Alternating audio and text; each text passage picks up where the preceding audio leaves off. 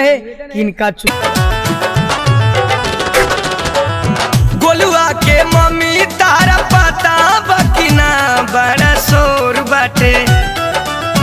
गोलुआ के मम्मी तारा पता बकिना बड़ा शोर बाटे। हाँ बड़ा शोर बाटे। राकेश भैया के चारों ओर बड़ा शोर बाटे। राकेश भैया के चारों ओर बड़ा शोर बाटे।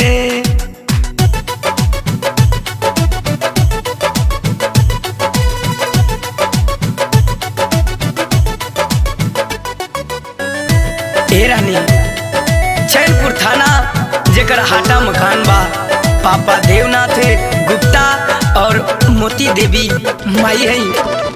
ए रानी चैनपुर थाना जेकर हाटा बाबा खरिया, पापा देवनाथ मोती देवी है मातरिया। सुना हो चैनपुर थाना जेकर हाटा बाबा खरिया, पापा देवनाथ मोती देवी है मातरिया। नाटे राकेश भैया के चारों ओर बड़ा शोर बाटे।